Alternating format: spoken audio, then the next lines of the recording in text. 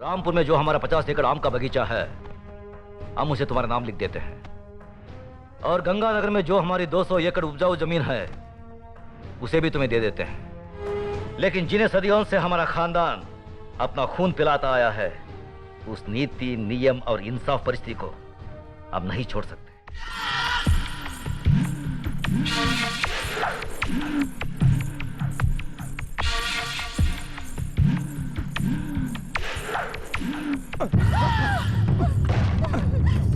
ये क्या कर रहे हैं? छोड़ अरे छोड़ देता अगर तो जवान नहीं होती।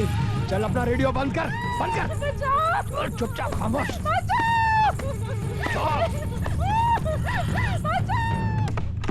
सुनो सुनो सुनो, जगन्नाथ ठाकुर ने गरीब मजदूर औरत का बलात्कार किया है। कल पंचायत में ठाकुर साहब अपना फैसला सुनाएंगे।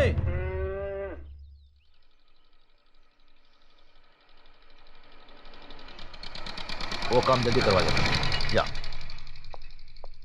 क्या बात है मुनीम जी? नमस्कार ठाकुर साहब। राम राम। मालिक, ये आपसे मिलने आए हैं। मालिक, हमारे हरिजन पाड़ा में आग लग गई, हमारा सब कुछ जलकर राख हो गया। ये तो बड़ी दुख की बात है। मुनीम जी, इन्हें जितना अनाज, कपड़ा और घर बनाने का सामान चाहिए दे दीजिए। जी मालिक। धन्यवाद मालिक। राम राम राम मालिक। हमारे रामपुर गांव में हमने गरीब बच्चों के लिए एक स्कूल खोला है, आपकी मदद चाहिए। बहुत अच्छा काम किया। मुनीम जी, जी स्कूल के बच्चों के लिए दोपहर का खाना, दूध, किताब, सब चीजों का इंतजाम कर दीजिए। जी धन्यवाद मालिक। आइए।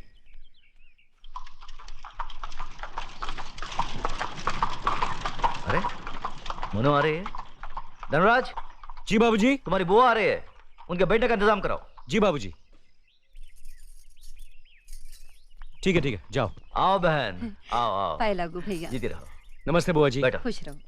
क्या बात है, इतनी धूप में यहाँ?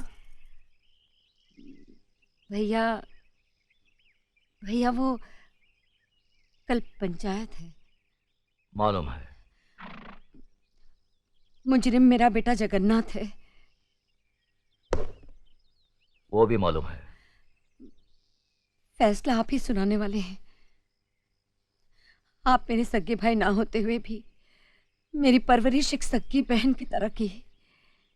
मेरी डोली को कांधा दिया और एक मां बनकर मेरी गोद भराई की रस्म पूरी करके आपने मेरी झोली खुशियों से भर दी। आज उन सारी खुशियों का दारोमदार आपके फैसले पर है भैया। जगन्नाथ अभी नादान है भैया, अच्छे बुरे की उसे समझ नहीं है। उसकी नादानी, नासमझी और बचपने को देखते हुए उसकी इस भूल को आप क्षमादान कर सके तो मैं।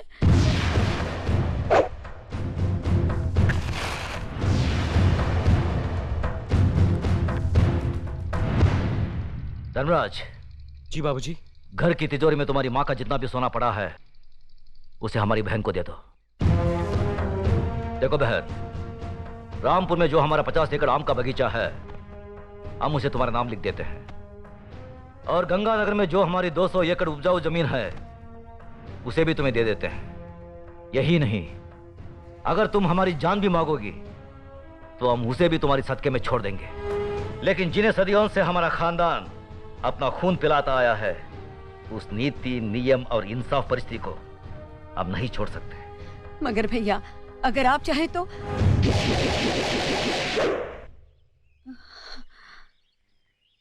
मैं जानती थी भैया कि आप अपने उसूलों और खानदान की आन से नहीं हटेंगे। मैं तो सिर्फ अपने आप को तसल्ली देने आई थी कि अगर मैं आकर आपसे विनती करती तो शायद आप अपना फैसला बदल देते। अपनी औलाद के मामले में माँ बहुत स्वार्थी होती है। अगर मुझसे कोई भूल हो गई हो तो माफ करना भैया।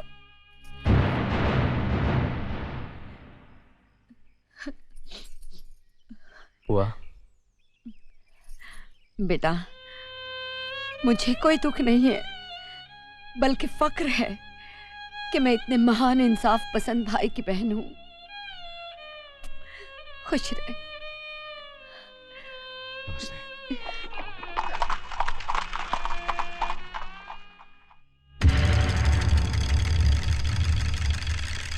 अरे रामू, जल्दी से बग्घी तैयार कर, ठाकुर साहब पंचायत के लिए निकल रहे हैं।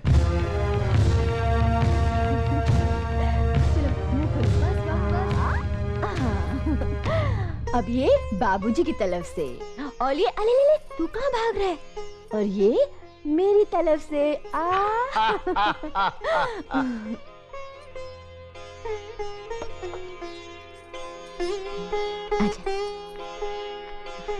बाय लव यू बाबूजी। खुश रहो। अर्जुन और नकुल के लिए तुम्हारा प्यार देखकर हमारा दिल बाग बाग हो गया। अपनी भाभी से कोई देवर इतना प्यार कहाँ पाता है? बाबूजी, देवर भी तो भाभी के बच्चे ही होते हैं। वाह बहू वाह, कितनी ऊंची बात कही। सदा सुखी रहो। धर्मराज बेटे, हम बहुत भाग्यवान हैं जो हमें देवी जैसी बहू मिली। बेटे एक बात याद रखना, जब भी तुम घर से बाहर जाओ, बहू के हाथ से दही शक्कर जरूर खा के जाना, शुभ होता है। जी बाबूजी। चलो।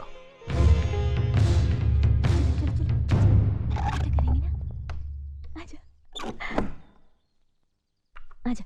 टाटा पिताजी। टाटा पिताजी। चले बाबूजी। चलो।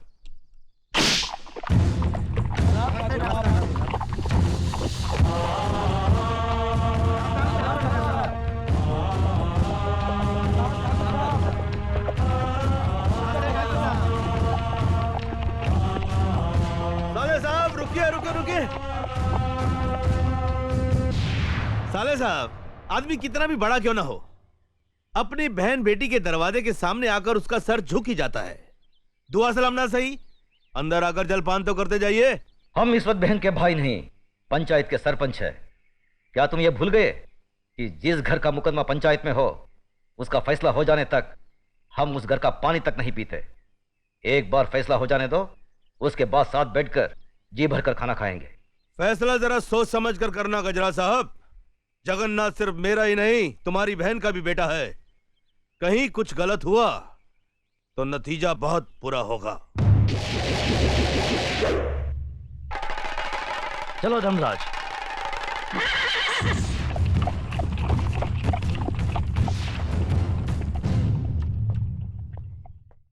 अरे ठाकुर साहब आ गए। हाँ, देखो आ गए, सब आ गए।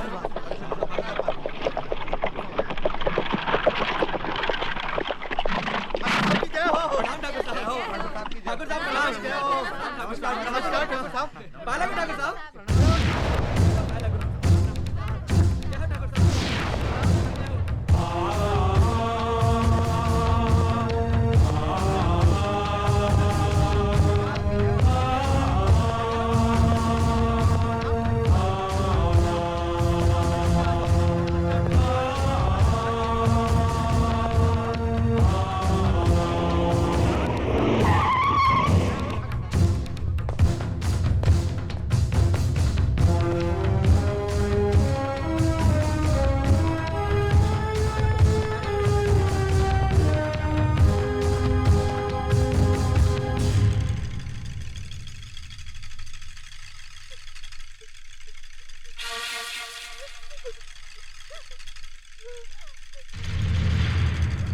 मालिक, मेरी बेटी लकड़ियां चुनकर आ रही थी। रंजीत सिंह के बेटे जगन्नाथ ठाकुर ने इसकी इज्जत लूट ली। हम गरीब हैं, इज्जत के सिवा हमारे पास कुछ नहीं है। अब कौन इससे शादी करेगा? अब कौन इसका हाथ थामेगा?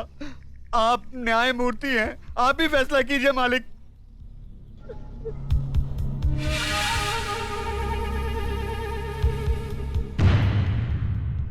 इस बात का कोई चश्मदीद गवाह है? मैं हूँ मालिक। तुम्हारा पायल से कोई रिश्ता है? जी हाँ, मैं इसकी काकी हूँ। तो फिर तुम्हारी गवाही नहीं मानी जाएगी। गवाही सिर्फ उसकी मानी जाएगी जिसने अपनी आंखों से देखा है, लेकिन इस लड़की के खानदान से उसका कोई रिश्ता ना हो। है कोई ऐसा साक्षी, ऐसा गवाह?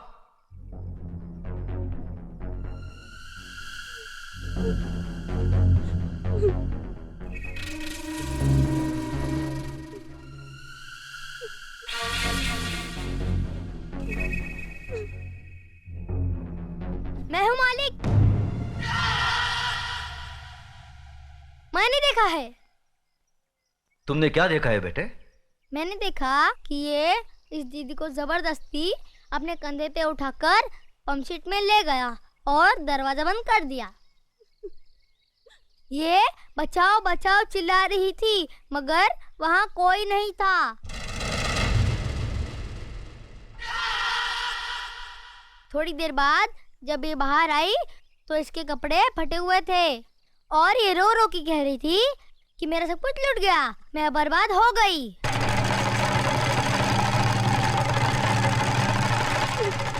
जगन्नाथ, कमीने कुत्ते, तूने इन गरीबों को क्या समझा है? ये वो गरीब मजदूर हैं जिनके खून पसीने की बरकत से हमारी धरती पर हरियाली जागती है। हमारे सर पर जमींदारी का ताज इन्हीं गरीबों की बदौलत है, जिसके बदले में उन्हें 2 वक्त की रोटी, 2 गज की चादर मिलती है। और तूने उसी चादर में घुसकर इस गरीब की इज्जत लूट ली। फिर तुझ में और जानवर में क्या फर्क रहा? मुनीम जी, देवी माँ के मंदिर से सिंदूर ले आओ। जी मालिक। पायल, तुम इधर आओ। जिन हाथों से मजबूर करके इस कमीने ने तुम्हारी इज्जत लूटी, आज ये उन्हीं हाथों से तुम्हारी मांग भरेगा, तुम्हें अपनी पत्नी बनाएगा। ये हमारा फैसला है। गजराज, अपना फैसला बदल दे। आंखें मत दिखा।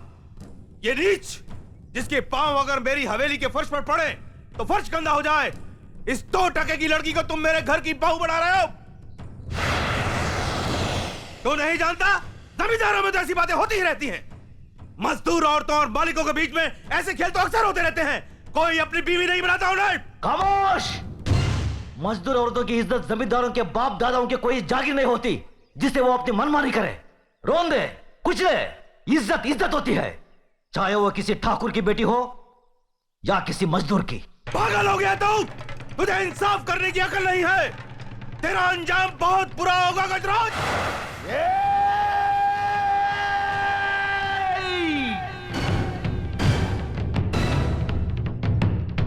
इसके आगे एक लफ्ज भी बोला तो जुबान खींच लूंगा। तेरी औकात मेरे सामने खड़े होने की भी नहीं है और तू मुझे ललकारता है। गजराज ठाकुर ने कभी किसी अंजाम की परवाह नहीं की। अगर परवाह की है तो सिर्फ अपनी आन, इंसाफ, अखलाक और ईमान की। इस लड़के की जन्म, जात, नाम, इसकी कोई अहमियत नहीं है हमारी नजर में। अहमियत है तो सिर्फ इसकी इज्जत, इसकी पवित्रता की। जगन्नाथ, मांग भर इसकी। गजराज!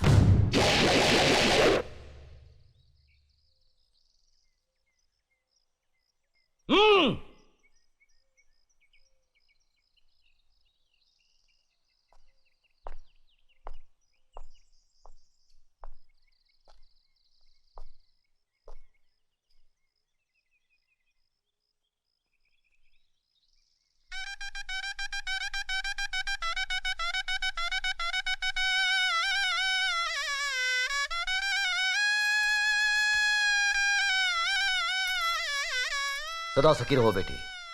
जगन्नाथ, अगर तुमने इसे कोई तकलीफ दी तो हमसे बुरा कोई नहीं होगा।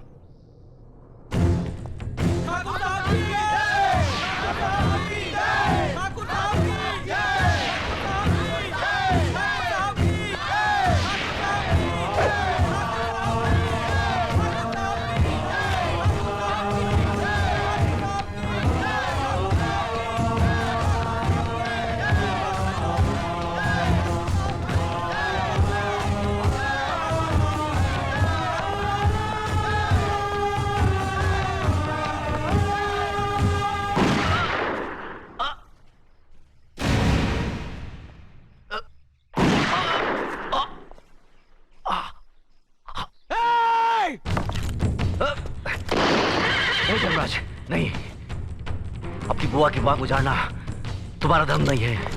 बाबूजी, बाबूजी! भैया!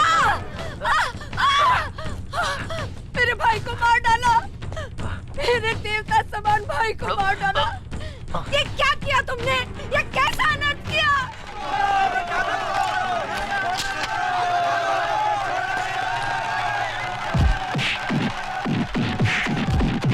रुक जाओ, छोड़ दो उसे। जो अपराध उसने किया है उसकी सजा उसे जरूर मिलेगी। आज से 18 साल के लिए हम रणजीत सिंह ठाकुर को समाज और बिरादरी से बाहर करते हैं। आज के बाद अगर कोई भी इसके परिवार के साथ किसी भी तरीके का संबंध रखेगा तो उसको भी यही सजा मिलेगी। यह गजराज ठाकुर का फैसला है। भैया बाबूजी भैया बाबूजी बाबूजी बाबूजी। धर्मराज, न्याय करने वालों के लिए रिश्ते और जज्बात कोई मायने नहीं रखते। बेटे, जान चली जाए पर आन ना जाने पाए। जान देकर जो आन की रक्षा करता है वही न्यायाधीश इंसाफ के आकाश की बुलंदी को छूता है।